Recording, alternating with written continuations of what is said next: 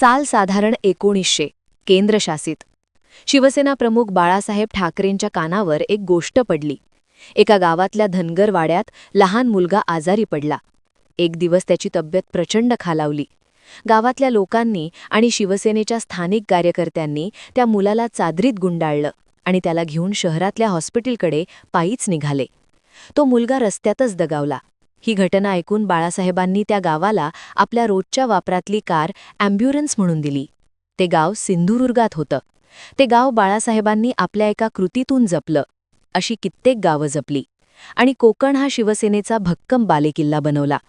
हा किस्सा आत्ता आठवण्याचं कारण म्हणजे सिंधुदुर्गात जिल्हा परिषदेच्या निवडणुका लागल्या आहेत आणि जिल्हा परिषदेत भाजप महायुतीचे 5 उमेदवार बिनविरोध निवडून आलेत. पंचायत समितीतही भाजप महायुतीचे उमेदवार बिनविरोध विजयी ठरलेत. यातल्या काही ठिकाणी विरोधात असलेल्या ठाकरेंच्या शिवसेनेकडे उमेदवारच नाहीयेत. कोकण म्हणजे ठाकरे, ठाकरे म्हणजे कोकण, हे समीकरण आता बिनविरोधवर आलं आणि हे गणित लावलंय राणे यांनी, खास करून नितेश राणे यांनी. पण कोकणातून ठाकरे हद्दपार कसे झाले? राणे यांनी बिनविरोधवर कसं आणलं? पाहुयात या व्हिडिओमधून. मी जानकी पाटेल आणि तुम्ही पाहताय महाराष्ट्र फोकस न्यूज. शिवसेनेत अंगात रग असणारा, कुणालाही भिडण्याची ताकद असणारा, शिवसेनेची पहिली फळी उभी राहिली ती मुंबईच्या गिरणी कामगारांची म्हणून. कोकणातून मुंबईत आलेले गिरणी कामगार आपल्या हक्कांसाठी. हेच कामगार पेटून उठले. ठाकरे हे नेतृत्व स्वीकारून ही फळी उभी राहिली. त्यामुळे एका बाजूला मुंबई महानगरपालिकेवर शिवसेनेचा भगवा फडकला आणि दुसऱ्या बाजूला कोकणात शिवसेना भक्कम झाली. इथे बाळासाहेबांनी धनुष्यबाणवर दिलेले उमेदवार सहज निवडून यायचे. काँग्रेसचा बालेकिल्ला बाळासाहेबांनी एक हाती आपल्याकडे गमावला. 1980 ते 2009 या काळात लोकसभेच्या 4 निवडणुका झाल्या. तेव्हाच्या रत्नागिरी आणि राजापूर लोकसभा मतदारसंघातून 4ही वेळा शिवसेनेचे अनंत गीते आणि सुरेश प्रभू निवडून आले. समोर कुठला उमेदवार आहे, देशात राजकीय वारं कोणाच्या बाजूने फिरतंय, सगळ्या गोष्टी मागे पडायच्या आणि इथं धनुष्यबाण शिवसेनेचा उमेदवार निवडून यायचा. बाळासाहेब ठाकरेंनी इथून फक्त खासदारच नाही तर आमदारही निवडून आणले. कित्येक मतदारसंघ हे शिवसेनेचे बालेकिल्ले बनले. आवाज कुणाचा? शिवसेनेचा.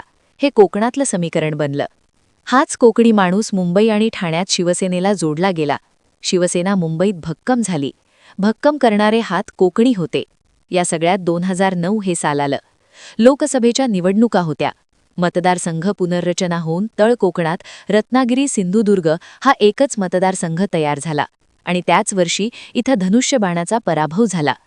पराभवाचे शिल्पकार नारायण राणे होते. माजी मुख्यमंत्री असलेल्या नारायण राणे यांनी शिवसेनेला जय महाराष्ट्र करत काँग्रेसमध्ये प्रवेश केला आणि कोकणात शिवसेनेला हादरा बसला. राणे यांच्या राजीनाम्यानंतर मालवणमध्ये पोटनिवडणूक लागली. उद्धव ठाकरे, राज ठाकरे मैदानात उतरले. अगदी बाळासाहेब ठाकरेंनी आजारी असतानाही सभा घेतली. तरीही नारायण राणे निवडून आले. तळकोकण म्हणजे ठाकरे, ठाकरे म्हणजे तळकोकण या समीकरणाला राणे यांनी शह दिला. तुम्ही जर 9 मध्ये रत्नागिरी सिंधुदुर्गमधून निलेश राणे खासदार झाले. काँग्रेसचा जोर वाढल्याची चर्चा झाली.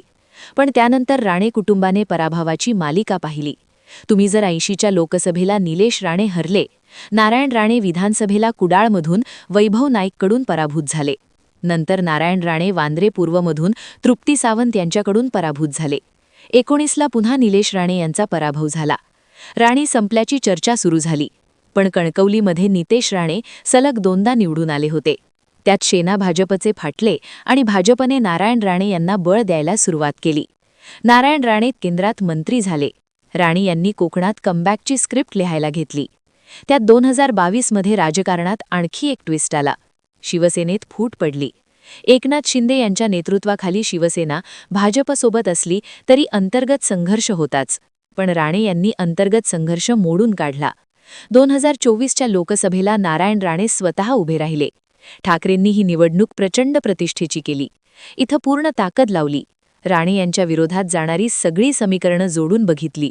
पण नारायण राणे इथून 47,000 मतांनी निवडून आले. या लोकसभा निवडणुकीवेळी राणे यांनी कित्येक जुने वाद मिटवून टाकले. कित्येक बेरजा नव्याने केल्या. राणे फॅक्टर पुन्हा चर्चेत आला. ठाकरेंच्या शिवसेनेच्या हातून हमखास निवडून येणारा गड निसटला. विनायक राऊतांनी सलग 2 टर्म निवडून आल्यानंतर पराभव पाहिला. कोकणातून राणे संपल्याची चर्चाही झाली होती. पण राणे यांनी कमबॅक केलं. ठाकरेंना हद्दपार करण्यासाठीचा घाव नितेश राणे यांनी झडपेच्या माध्यमातून घातला.